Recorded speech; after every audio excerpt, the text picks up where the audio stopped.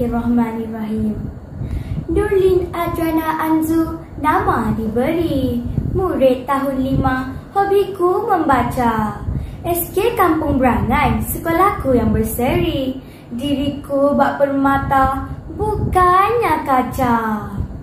Assalamualaikum, salam sejahtera, salam kasih, kita jaga kita. Yang dihormati barisan juri yang budiman, tak kenal maka tak cinta.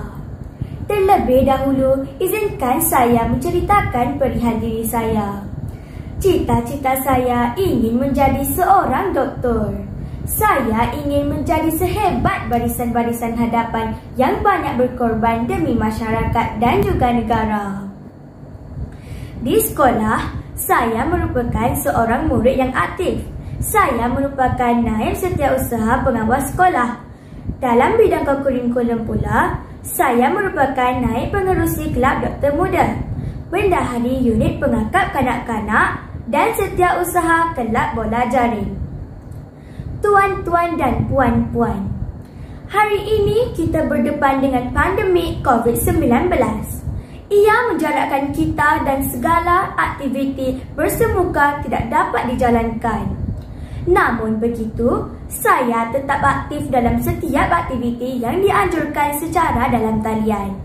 Antara penglibatan dan pernyataan saya sepanjang tahun ini adalah pertandingan nyanyian solo, pertandingan video kreatif mengangkat kanak-kanak, pertandingan lompat tali, pertandingan melukis poster, pertandingan mendeklamasi sajak, pertandingan mencipta infografik, dan banyak lagi. Untuk pengetahuan semua, aktiviti-aktiviti ini telah memberi pengalaman kepada diri saya untuk lebih berani dan berjaya di masa hadapan. Mari kawan kita membaca, timba ilmu dengan membaca. Ya tuan-tuan dan puan-puan, sekarang saya ingin mempersembahkan resensi buku yang telah saya baca. Buku pilihan saya kali ini adalah Alisha Fantasia. Apa yang menarik tentang buku ini adalah ia ditulis oleh seorang kanak-kanak bernama Wan Nur Syafiqah. Buku ini menceritakan tentang seorang budak perempuan yang bernama Alisha yang tersesat di alam fantasia secara tiba-tiba. Semasa berada di alam itu, Alisha perlu menyelesaikan misi menyelamatkan 7 pari-pari pelangi yang telah disembunyikan oleh Tuan Salman Salji. Dengan bantuan Zack dan Naila, Alisha begitu tabah menempuh cabaran bagi menyelesaikan misinya. Sekiranya Alisha gagal menyelesaikan misinya, dia akan terperangkap selama-lamanya di alam fantasia.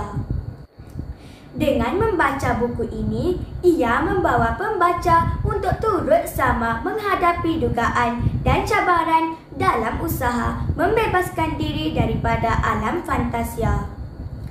Pengajaran yang dapat saya perolehi dari pembacaan buku ini adalah kita haruslah sentiasa berusaha dengan cekal dan bersungguh-sungguh untuk mencapai sesuatu matlamat.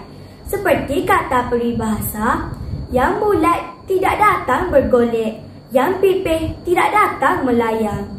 Ianya bermaksud kejayaan tidak datang dengan sendirinya. Tanpa usaha segalanya akan menjadi sia-sia. Oleh itu, ia mendorong saya untuk berusaha tanpa jemu dan penuh kecekalan bagi menjamin kehidupan saya di masa akan datang. Sekian, terima kasih. Baiklah, Adriana Anzu, dengar baik-baik. Soalan bertema ekonomi bahagian A, iaitu beri pendapat anda berkenaan membeli belah dalam talian. Dipersilakan. Terima kasih atas soalan yang diberikan. Baiklah, sebelum saya memberikan pendapat saya, eloklah saya terangkan sedikit terlebih dahulu mengenai apa itu membeli belah dalam talian. Menurut sumber Wikipedia, Membeli belah dalam talian atau disebut juga sebagai pembelian dalam talian ialah proses yang pengguna lakukan untuk membeli produk atau perkhidmatan dalam internet. Pembelian dalam talian memperkenalkan cara-cara yang baru untuk mengurangkan kos dengan mengurangkan bilangan kaki tangan yang diperlukan. Ini merupakan cara yang lebih berkesan untuk menjual produk kepada pembeli dari seluruh pelosok dunia. Malahan, dari kaji selidik terbaru jual IQI apabila COVID-19 melanda dunia, mendapati bahawa 57% daripada rakyat Malaysia lebih banyak membeli belah dalam talian berbanding sebelum pandemik, sekaligus melonjakkan urus niaga dalam talian di negara ini. Maklumat ini saya ambil dari sumber Wikipedia Sinar Harian. Baiklah tuan-tuan, puan-puan sekalian. Pada pendapat saya, membeli belah secara dalam talian banyak memberi impak yang positif dan negatif kepada semua golongan. Saya kongsikan terlebih dahulu tentang kelebihan membeli belah secara dalam talian. Yang pertama, jualan secara dalam talian yang menggunakan perkhidmatan di hujung jari memudahkan kita dengan hanya menaik mesin carian di internet hanya dengan beberapa klik. Sebarang artikel atau perkhidmatan dapat dicari dalam masa beberapa saat dan senarai yang kita perlukan akan terpapar dengan tersusun untuk memudahkan pengguna membuat carian dan pilihan. Yang kedua, kepuasan memilih produk atau perkhidmatan dapat dioptimumkan. Jika kita keluar membeli, selalunya masa menghadkan kita untuk memilih. Namun begitu, dengan pembelian secara dalam talian, ia dapat meningkatkan keputusan pengguna. Kerana melalui talian, ia membolehkan kita membanding dan membezakan item yang sama di beberapa tempat yang berbeza tanpa meninggalkan rumah ke setiap kedai dan menggunakan masa yang singkat.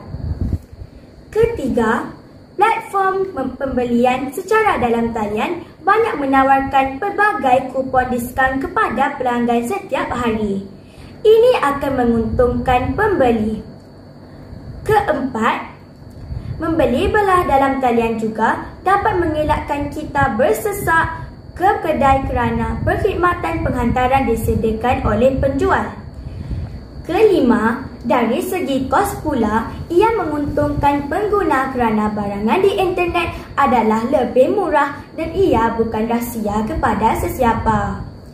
Peniaga akan menetapkan harga yang lebih murah kerana platform ini memberi peluang pengguna membanding harga dan akan memilih yang murah dan berkualiti. Untuk peniaga pula, kos dapat dikurangkan kerana mereka tidak perlu membelanjakan wang untuk menyewa atau membeli lantai perdagangan dan cukai juga mungkin atau kurang dikenakan. Tuan-tuan dan puan-puan, pada pendapat saya juga, di sebalik kelebihan pasti ada terselit kelemahan.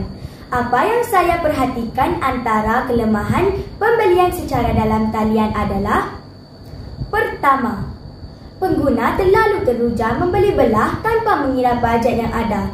Kadang-kadang sampai terlupa duit dalam akaun tidak mencukupi kerana leka membeli belah tanpa had. Kedua, pembelian dalam talian juga boleh memberi risiko di mana barang yang diterima tidak sama dengan barang yang ditempah. Malah kadang-kadang pengguna menerima barang yang rosak atau pecah. Ketiga, pengguna berasa was-was dan tidak percaya kerana bimbang akan ditipu dan sebagainya. Oleh itu, sebagai pengguna kita haruslah bijak berbelanja, iaitu dengan berhemah dan menguntungkan diri. Jangan sampai kita menjadi mangsa. Itu sahaja yang dapat saya kongsikan tentang pandangan saya terhadap topik ini. Sekian, terima kasih.